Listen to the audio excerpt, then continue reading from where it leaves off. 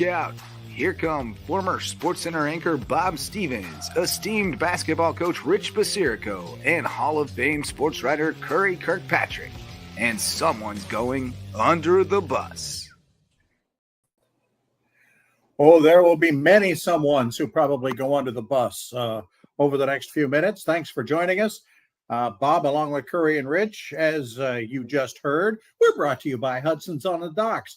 Great time if you're anywhere south of the Mason-Dixon line to come to Hudson's on the Docks. The weather is terrific. The food is always great. If you want to find out more about Hudson's on the Docks on Hilton Head Island, go to hudsonsonthedocks.com. We begin where everybody has got to begin this week, right? This is the week to begin by talking about an NBA trade. After last week, Curry said there's nothing to talk about in the NBA for 2 more months. What about the trade? Luka Doncic goes from Dallas to the Lakers for Andrew Davis. Both guys are hurt. Neither one of them has played yet for their new team. But everybody is talking about this being the greatest and most amazing trade of all time. Curry, what do you think? Well, like everybody else, I was shocked, but I want to throw a really quick under the bus. I'm going to put the entire NFL under the bus right away. For allowing the NBA to hijack their entire first week. Their entire Super Bowl week has been hijacked by the NBA. Unbelievable. I mean, it's all on sports media. That's all anybody wants to talk about. It's already, Luka Doncic had his press conference today. I guess Jones, Davis, whoever they traded, Anthony Davis might have his tomorrow. How long is this going to go on? I mean, they could keep going on and nobody even knows there's a Super Bowl. Rich, what do you think? Rich, you're a coach. What about basketball wise for the trade? What do you think for the two teams? Well, Luka is such an amazing player, but the thing that, their general manager's upset with him is his being overweight, not in shape. He's not a very good defensive player. Terrible. He is, and I think might be the worst in the NBA. To be honest with you, I don't know if the Lakers get any. I don't think the Lakers get better because of it. I really don't. I mean, they take away Anthony Davis, right? Who's their basket protector now? Anthony Davis could protect the basket. Who protects the basket? LeBron's 40 years old. LeBron James is not a good defensive player. They are not a good defensive team. Dallas, I know everybody's going crazy, about Luka being traded, and he's an amazing talent. He really is. But Anthony Davis brings a lot to the table. Now, the difference is Anthony Davis is 31, Luka is 25.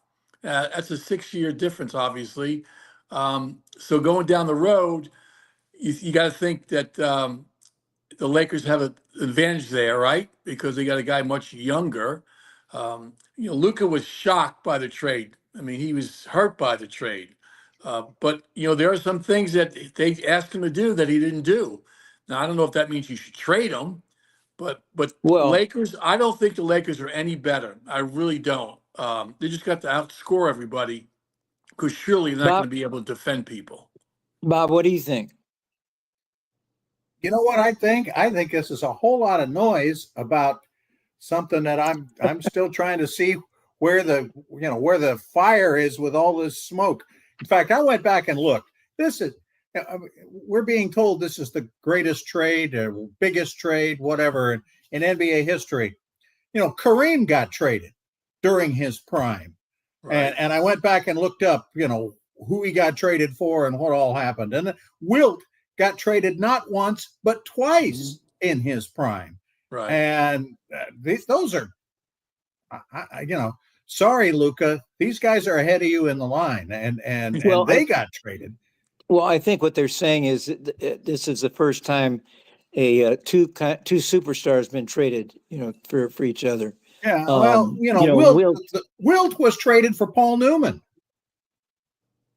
That's what there's a basketball player named Paul Newman. That's what I mean. It was in the deal. Rich, I want to take up your point. You're taking the the Dallas side of it, they've been, spreading. I mean, their cover is to say that Luka's fat and he drinks beer, and he didn't do what they told him to do.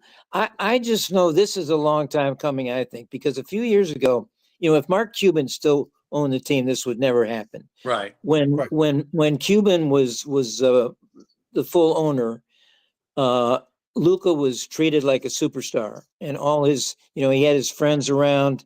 They had a few of his friends were his trainers. They fired them a couple of years ago, and they said they've never really supported him like a true superstar. The thing I understand, this guy is 25 years old. He's not even in his prime yet.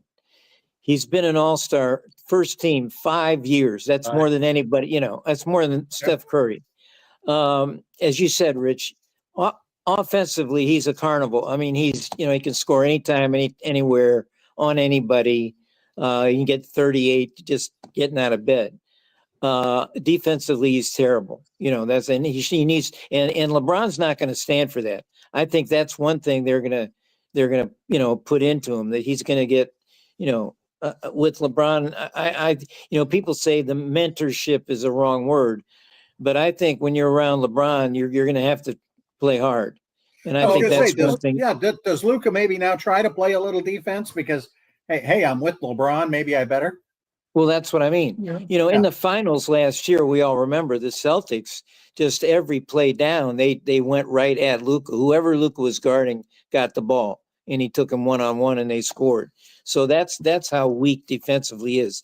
But on the other hand, they never told him about this. He not only, Rich, at the press conference on Tuesday, you could tell he was really hurt. He was dismayed. He was still he couldn't explain it. He was still kind of in shock. Yeah. And, they never told the guy.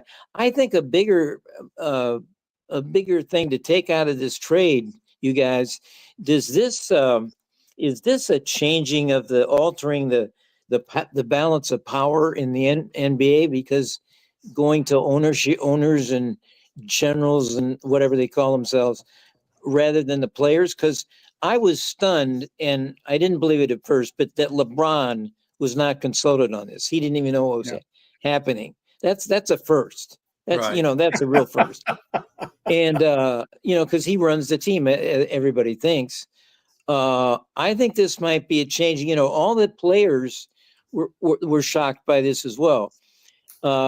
Anthony Edwards, the Ant-Man, they interviewed him after the game. He said, listen, and he wasn't really kidding. He said, I'm really scared. I mean, anybody can be traded. Sure. I'm really upset about this. I'm worried.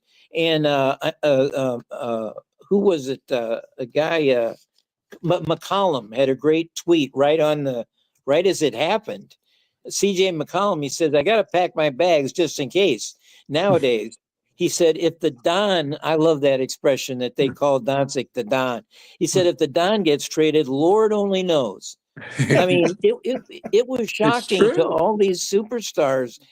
What do they know now? Now, the trade deadline is what, Thursday? Thursday, yeah. And there's all these rumors about Durant getting traded to Golden State, that LeBron even might move. He says he's not going to move, but all these big names are now being bandied about as trade bait. Who knows? It might be a big change. Yeah. Well, in essence, it's kind of for the fan. It's kind of fun.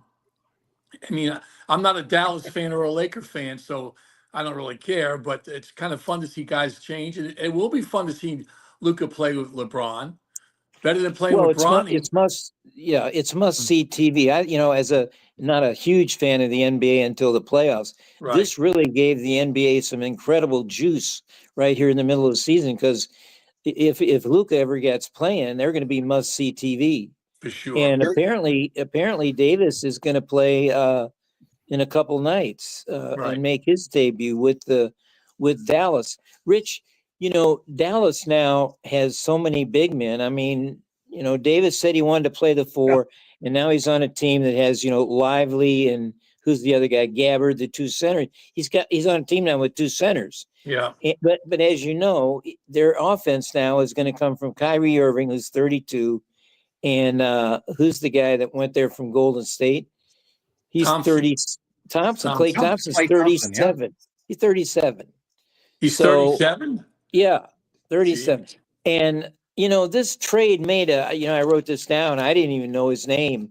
Made a guy, the general manager, a guy named Nico Harrison for Dallas, who made the trade. He's made him a household name. Although in every Texas household, he's totally hated now.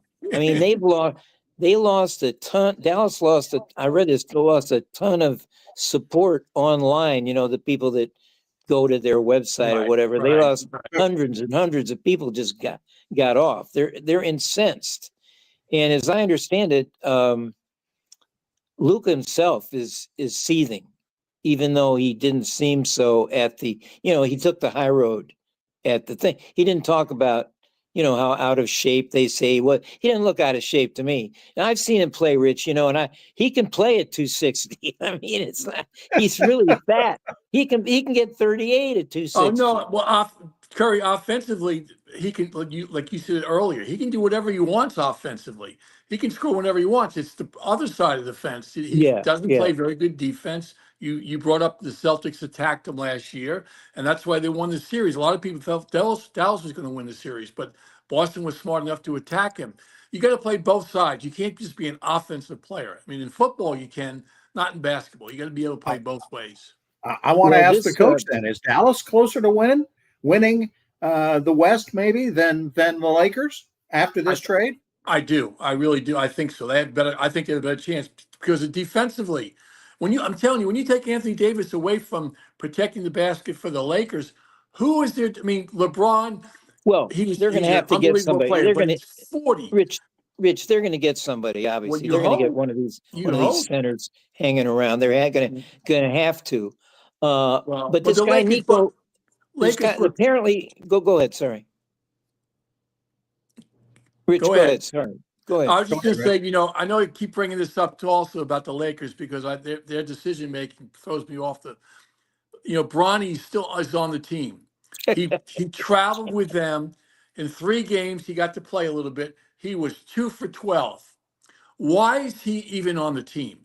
We all know because of LeBron. We know the reason behind it, but it's the most ridiculous reason. You're in the NBA, the best of the best. And we're going to play the superstar's son has to be on the team, and we got to play him every once in a while.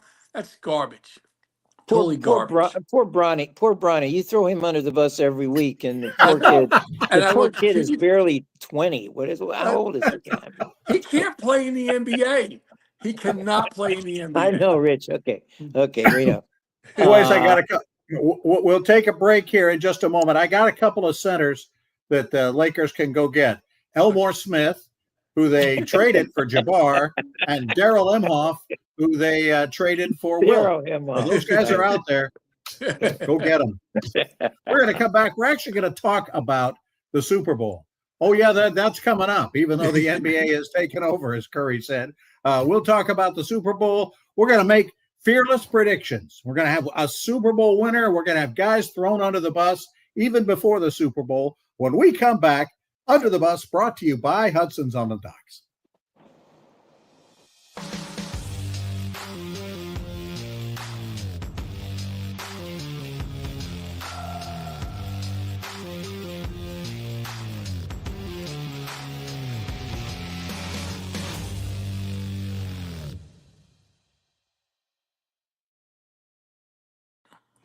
Welcome back to Under the Bus. Bob Stevens along with Curry Kirkpatrick and Rich Basirico. The game going on behind me is the Celtics and Cavaliers preview of the Eastern Conference Finals.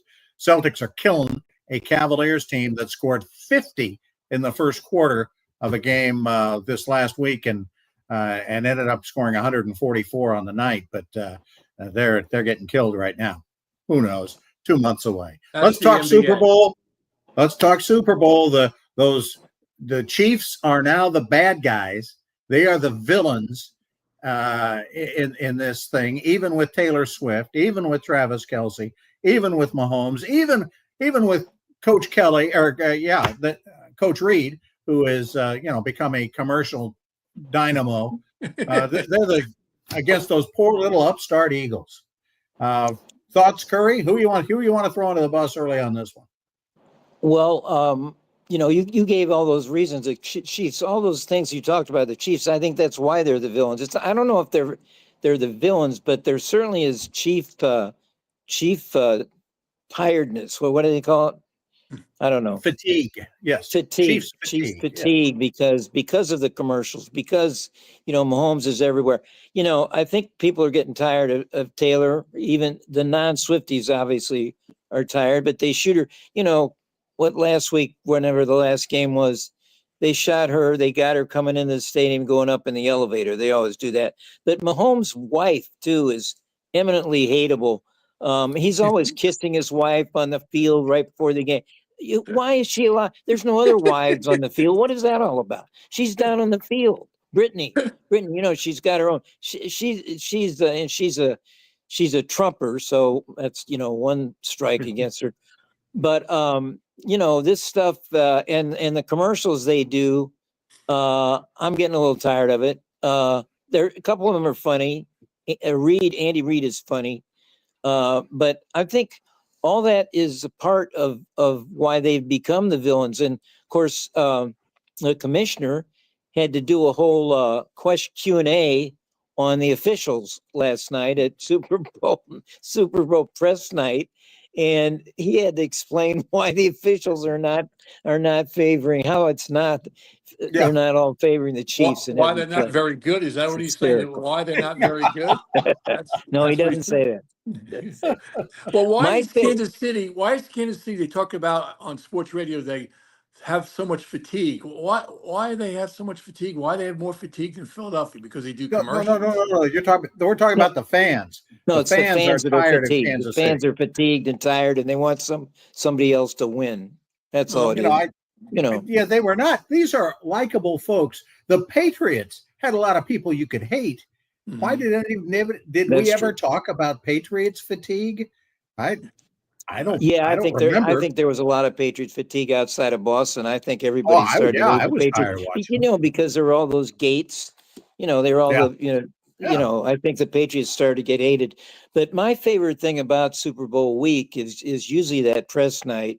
And my favorite thing about press night last night, I don't know if you saw this, but Jameis Winston was pretending to be a reporter for Fox or somebody, and he was asking all the players to the Super Bowl. Yeah, only time. And he was a press guy, and he was asking questions. So Saquon Barkley was up there, and Jameis Winston is screaming out that I'm a free agent. Saquon, who should I sign with? Who should I sign with? And Saquon said New York. He just said New York. And so obviously Jameis said, which New York? And Saquon said Giants. So there you go. There you go, Rich. That's your next quarterback. Well, you know what? I'm trying to help. Jameis Winston. He'd be better than anybody you have, I guarantee you. That's true. He'd be better than the guys coming out in the draft.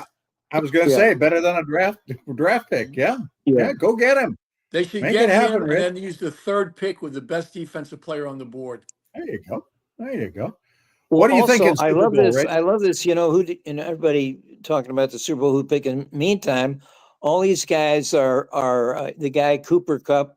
He wants, he's going to be traded. He thinks he's going to be traded, so he's making an appeal to the Rams, basically not to trade him. I love it here. I love L.A. Somebody said he sounds like Randy Newman, the guy that wrote the song, and I love L.A. And then there's the guy from Cleveland who wants out. Garrett. And those are the biggest news of the Super Bowl week, don't you think? There's nothing about. I mean, all the rest is just. Well, the game is pretty simple to figure out, isn't it? I mean, Philadelphia is really good at running it, and they have a really good defense. Kansas City isn't particularly good at anything except figuring out how to win. Except winning. So I mean, to me, it's a pretty much as black and white or green and red as you can get in what these two teams know how to do. Philadelphia should win. I think they're the better team, but boy, Kansas City always seems to find a way. So that's That's where I am on it. I would take Philly in the points. That's for sure. Okay, so you're Rich? taking Philly in the points. Is that your pick? Well, yeah, I'll take Philly in the points. What is the points? 2.5? What's It's the like points? 2.5? is it Yeah. 1.5? One and a half. It doesn't matter. Whichever team wins will win by more than that. But I think Kansas City will win the game, although Philadelphia should. Well, come on. That's that's not even getting off the fence. He's taking both sides. Bob, you're taking Yeah. both sides. Typical. He does that every week. Rich. Okay, I'll go ahead and pick. I agree with Bob. I think the Eagles actually are the better team. And I think this winning by one score that the Chiefs have done all year, they know how to win. They win by one score. I think it's going to catch up to them. And it's not going to be by more than one score. I think Phillies can beat them by 2 touchdowns. I think you're right. Yep. No, I think you're right. They're the better team if they don't decide to come out and start slinging it around. Philly actually even has better receivers than Kansas City. Right. Their quarterback may not be Mahomes, but they've got their offense is good. Their defense is great. Well, What do you think? Philly's got to run Barkley. I mean, they can't get away from that. They have to run Barkley and just run him to death. I mean, he is terrific. He's having one of the best NFL seasons ever for a running back. And Rich, they got to milk that cow. They got to really go after. Who are you picking, Rich? I'm picking Philly. All right, that's 3 for Philly. Wow. Yeah, picking Philly. The thing about Kansas City, the one thing they have going for them, even though Philly did play in Super Bowl a couple years ago, the experience of being there. You can't teach that. That's another thing. Yeah. So that could make a difference in the game. Many of their players have been there before, but I do think Philly will win. Well, that's a good speak. There we go. Go ahead, we got that. Now we're going to take a quick break then, since we've hit such a great spot to do it. We're going to talk a little college basketball, may throw in a little golf note. All of that coming back when we come back. Under the Bus, brought to you by Hudson's on the Docks.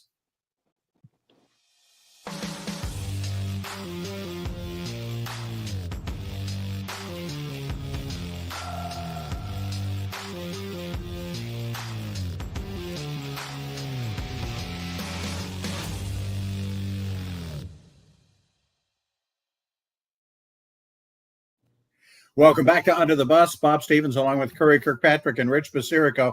All right, college hoops. I texted Curry Saturday night when it was 40-15. Duke was beating Carolina. We're not going to. Do we have to talk about that game? Carolina did. Hey, you came back. You only lost by what? 17 or 18, something like that. Boy, that was ugly. But North Carolina country is in a bad state of mind after the Tar Heel Nation is bowing down. We're swearing to get them back. We got another shot at them at home the last game of the regular season, but boy, I don't know. Duke is really, really good and way better than Carolina. And Dickie V's coming back. You mentioned golf. Let's get on that real quick before we go back to college basketball, because I want to throw again, because it's not far under enough, this indoor golf that's going on tonight. And our boy Rory McIlroy is playing in this thing tonight, indoor golf, after he plays spectacular 4 days at Pebble Beach and wins that in one of his great career victories. As he said, in one of the what do you call it? The Cathedral of Golf. Mm-hmm, and it just showed you, and I watched some of that. It just showed how ridiculous this indoor golf thing is. Come on, let's kill it. Kill it. Anymore. I totally agree. It's garbage. It's for golf people who can't get enough of it. Fine, go ahead. It makes me want to play it. It doesn't make me want to watch it. That's for sure. It makes you want to play indoors. Do was go there, huh? It makes you want to play indoors, Bob. If it's when we had the blizzard a couple of weeks ago, little indoor golf would have been nice. With all of the bells and whistles that they've got down there. I hope they turn that into a retail thing when they should turn it into a miniature golf course. That'd be a lot miniature golf, much better. than this indoor garbage. I love indoor garbage, which Rich you calls want it. windmills. Yeah. You got it. windmills. He wants the windmills. Okay. So you would watch Curry. You would watch it if it was miniature golf. Oh yeah, for sure. If there were windmills, he'd be there. Okay, back to college basketball. I got Curry. I got our something about first love. Herbert Davis. He came out today. Hubert Davis. I'm sorry. Yeah, I know. I know what you're going to say. Go ahead. I know what you're going to say. Well, he one of the things he thinks they have to do is they have to hire a general manager and add more support staff. How many guys does he want? He's got a half a dozen on the bench. He's got 7 on. And he never talks to them. He's up and down the sidelines, and those guys just sit there like they're in another world. I mean, I'm hoping that some of those guys will step up, and he talks to one guy occasionally. He doesn't listen to anything they say. Those guys, they might as well go out and have pizza and popcorn and sit in the bleachers because they're useless on the bench. Useless. And he wants more guys to do what? To sit there and color in the stats. I mean, what does he want more? Every player gets an assistant. And they're all former Carolina players or coaches. That's one thing I'm disturbed about. I think Carolina has really fell off by going in-house for everybody, hiring in-house people. When they replace Davis, which might be, I think they're going to give him one more year of this nonsense, this play that they're undergoing. He'll get another year because he's got this great kid coming in. And if they're got to hire, the next coach has to be outside the Carolina family. They got to get new blood in there, new thoughts in there. I mean, and the general manager, he or she better be outside the Carolina family too. They compare it to Duke, which was, Duke Shire hired a woman when he first got the job, and she's been there 3 years, and she's the general manager, and she came from Nike, apparently very accomplished. And of course, St. Bonaventure hired the guy from ESPN. ESPN, right? Baum, what's his name? Sure. Well, he had bombs all the time. You're not talking about Wojnarowski, the writer? Wojbombs. Wojbomb. Yeah, okay. And that's where he went. He went to St. Bonaventure to be their general manager. I mean, St. Bonaventure, nobody's going to go. He's not going to make a difference there. But apparently, and Hubert said when he had his press conference, there are all these other jobs he has to do, fundraising and scouting and all the things, which coaches have done all along, by themselves. Right. And now they're needing a general manager to do those jobs. So he's got, like you said, he's got 7 assistants. What is he using those guys for? I know. Lordy. I know. Well, if we'd have had a general manager at the Duke game, we might have, only lost by 30. I don't know. It's just, hey, let's get off that game, please. Thank you. Okay, let's get off that game. Let's talk about the guy who has had a permanent seat under the bus since we started this show. John Calipari goes into Kentucky with his Arkansas Razorbacks, big underdogs. Cal gets booed mercilessly by the Kentucky fans, and he goes out and beats them by 10 with 3 transfers from Kentucky, scoring 52 points for him. Right. That's right. That's about as sweet a revenge as you get. But you see, there's a perfect example of he's got talent, right? Arkansas has talent. Why have they not done better? Here you go. Here he goes. He's getting. Well, they came together. I mean, they did play a terrific game. They're peaking. They were very good against Kentucky. Everything went their way. But with that kind of talent, do you not think they'd be better than they are? Well, that's why you got to play 35 games before the tournament to figure out how good you are, to get better. You can't do it in 20 games like you guys, like we're used to watching.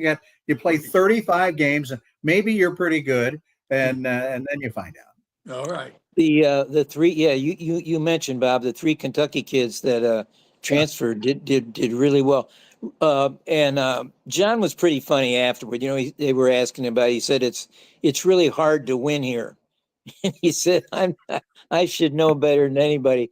And he said there were a couple times that he looked up at the scoreboard, and he was looking at the Kentucky score, and he was thinking he was Kentucky because he knew he I'm was down. ahead. He knew he was ahead, but the score said he was behind, and he said, "I had to remember I had to remember I was Arkansas." Saturday was Visitors' Day.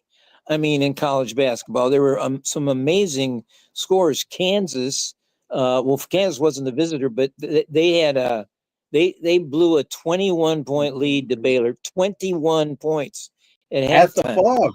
Yeah. Yeah, I was watching the game, and I want to throw under bus a friend of mine actually, Fran Fraschilla was doing the game, and he was so hard. He was all over the Baylor center. He's a kid who's a transfer from Miami. His name is Nordshard Omiar. You remember him, Rich? He's a really good player. Mhm. I mean, Carolina tried to get him on the transfer. Yeah. He played in the Final Four with Miami. He's a really good player. He's 6'7". Fraschilla was burying him. He said Omiar is playing like he doesn't even want to be there. He said he can't do anything. He's not doing what he's supposed to do. He can't, and he said he can't go over Dickinson. Well, he meant Hunter Dickinson is 7'2". Omiar is 6'7". Well, so Baylor's down 21. Now they put on this fabulous comeback, and Omiar ends with 18 points and 16 rebounds. So I think maybe he heard what Fraschilla was burying him. Maybe so. Maybe so. You know, Did there was a funny turn around late in the game? Was he singing his praises later on? No, he actually didn't. He didn't apologize. He usually does apologize when he says stuff like that. But I couldn't, he was an announcer really on the guy. Announcers don't usually get on the guy. Right. Like That's on these true. college guys. But so his partner was who's the big guy? Bob, you know him. He's a baseball announcer also. Schulman? Dan Schulman? No. Harlan. Kevin Harlan? No. No. Oh, okay. But anyway, a lot of these home games, there's restaurants, or in this case, a donut place in Waco. If the visitors miss 2 free throws in a row, you get free donuts for every kid that has a ticket. So when a visitor misses the first free throw of 2, everybody's going crazy. Sure. So in this game, while Baylor was coming back, the Kansas guy missed 2 in a row, and everybody is screaming donuts. And my guy, who I can't remember his name, John Shambi, right? Oh, Shambi. Okay, yeah. Shambi. Boog. He's screaming out, "It's raining threes and donuts. It's raining threes and donuts." It was great. And meanwhile, Shambi goes about 275. He could probably, you can bet he probably went to the donut. He probably went to donut shop afterward himself. Well, he had his press pass. They give you. But there was some, you talk about road wins. There was some great road wins. Rich and Bob, Kansas State beat Iowa State by 18 at Ames, Iowa. State, yeah. Kansas State has a losing record. 29-game home winning streak. That's crazy. And Kansas State went in there and beat them by 18. That's right. And then and Texas Tech, speaking of home winning streaks, Houston had a 33-game winning streak. Yeah. Texas Tech went in there and beat them in overtime by 1 point. Yeah. And so meanwhile, the losers, Kansas and Iowa State, played each other Monday night, and Iowa State got blown out again. Right. So ever since they lost Curry to that half-court shot, Arizona, Iowa State's gone boom. They have a big hangover. Yeah. Have a big hangover. They haven't gotten over it yet. They really haven't. Exactly. And speaking who's of really Caleb good Love, right now? Yeah. Auburn. Sorry. Auburn. I was going to sort of shift the subject and say who's really good, but go ahead. Talk about Caleb Love, Curry. Well, no, we can talk about teams good. I mean, Auburn, Duke is really good. Yeah. I mean, they're going to go through the ACC. I guarantee, undefeated. They're going to have the tournament. They're going to be in Raleigh and then Newark, which might as well be another home court for them to get to the Final Four. I mean, it's a setup. Auburn, I agree, Rich, is really good. Broom has come back and he looks like himself already. They're really good. I think Florida, and of course Florida got embarrassed by Right. Oh who yeah, was it? big time. Tennessee. Big time Yeah, got embarrassed. Yeah. And they yeah. were losing tonight at halftime against Vanderbilt. I don't know what the Really? final score is. I mean, they were only Yeah, down yeah. one, but that's the beauty of college basketball, right? I mean, on any given night, and there are upsets happen all the time. The 2 games between Auburn and Alabama are going to be unbelievable this year. Yes. Later on, How and about both that? in. Stop and think Sorry, of what you just said. I mean, stop. The I two know, basketball games between Auburn and Alabama are I going to know. be probably better than the football game was. I Without mean, a that's doubt. They, Well, they you'd hope so. Alabama's another team that can make it to the final. I think Auburn for sure, Oh yeah, and oh Duke, but yeah. Alabama has a great shot to get to the Final Four again. Well, Um, Alabama has been on. What's his name? It does the ratings for ESPN. yeah. He's been in their Final Artie, Four yeah. all year. Oh, Auburn, Alabama, Duke, and it fluctuates the fourth one. yeah, So I mean, that's what's going on.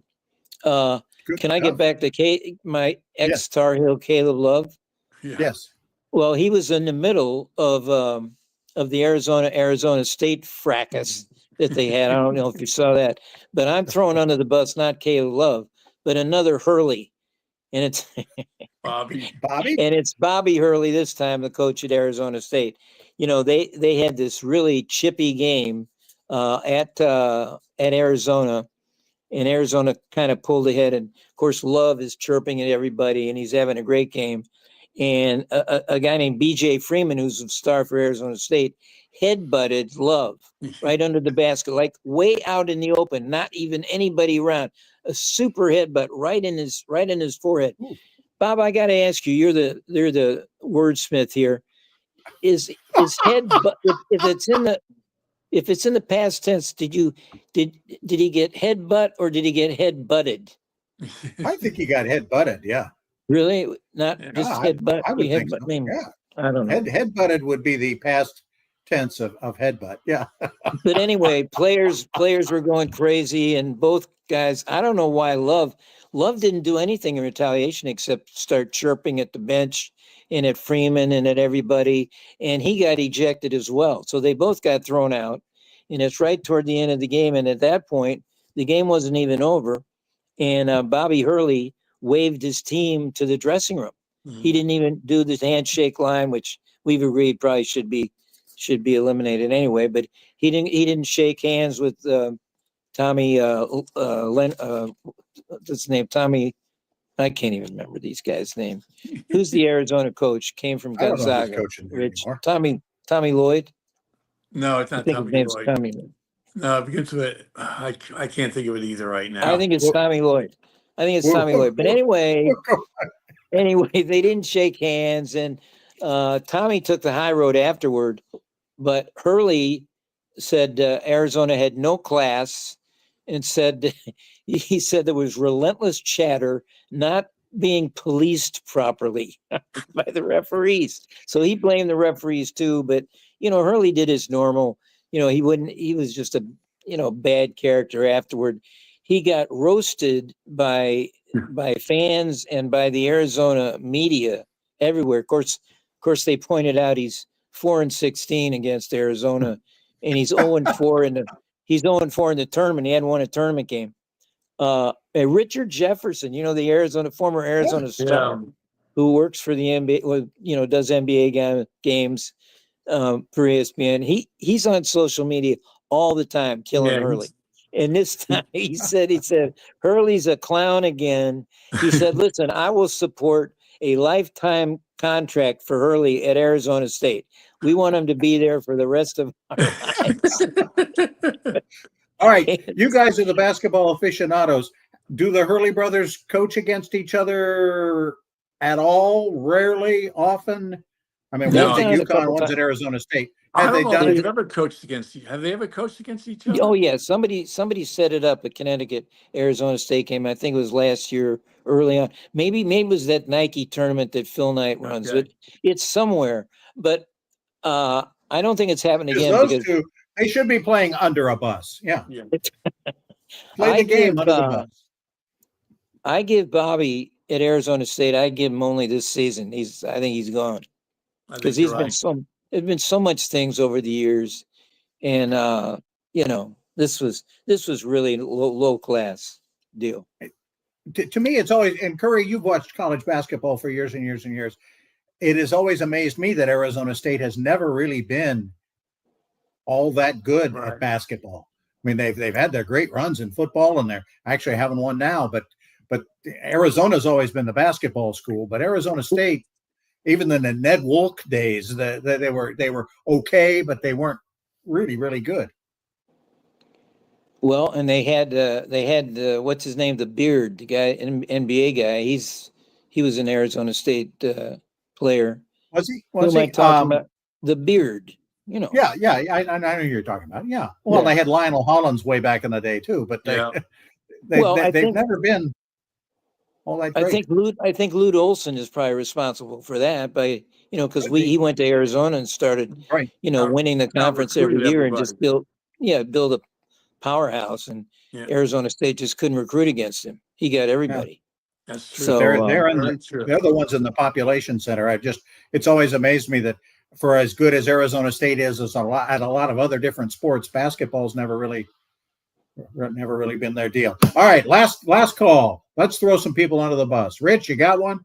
I have. You can't throw Calipari under the bus this week. No, I'm not doing that. I'm not doing it. I'm going with baseball. Pat Holberg, the umpire. Oh, the umpire. Yeah. Being banned until 2026 because he shared his betting account with a friend.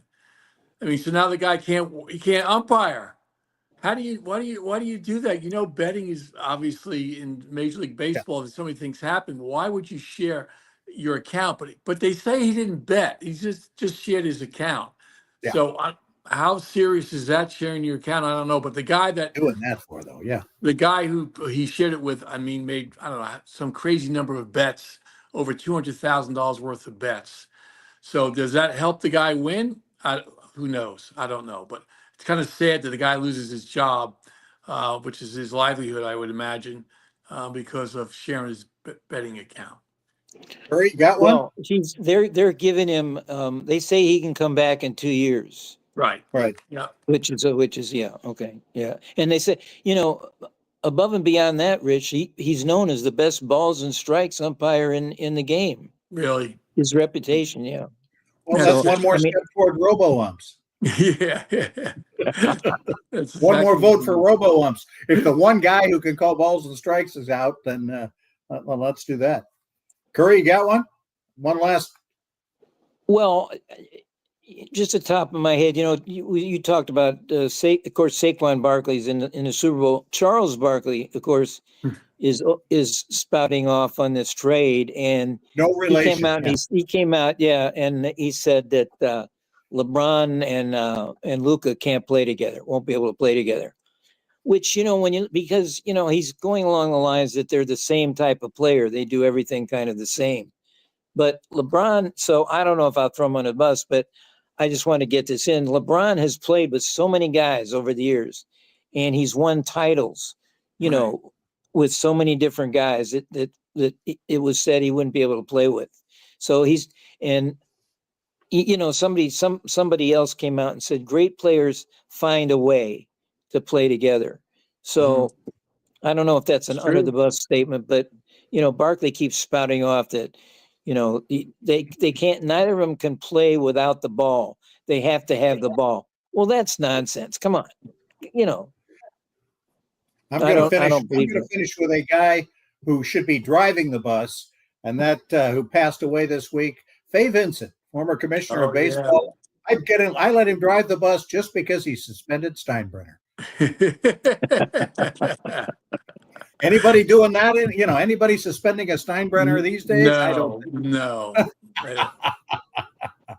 And he did that. But he was right. He was right to suspend him. I thought he was right to suspend Steinbrenner. Absolutely, he was. Yeah. I mean, he should have been suspended years before, and for years later. Years before that. Yeah. Well, all right, guys. Great show. We can suspend him now. Bob, you can suspend him now in the afterlife. In the afterlife, he'd be suspended. Thanks, guys. Great show. Thank you. I enjoyed it. We all picked Philadelphia for the Super Bowl. We will all probably have to answer to that next week. Okay. And we Fly will do Eagles, that. fly Eagles, fly. Eagles fly. Don't start singing, please. Please don't start And I singing. don't even like the Eagles. I don't even like the Eagles. I'm just doing this to. Or the mayor. You've seen the mayor of Philadelphia. She does the Eagles chant, but she can't spell Eagles. I don't know if you ought to look that up between now and the Super Bowl. They Well, had of her course, doing the as Eagles they're- chant. As they're known in Philadelphia, Eagles, Eagles, Iggles, yeah. The Eagles. Well, she didn't even get that part right.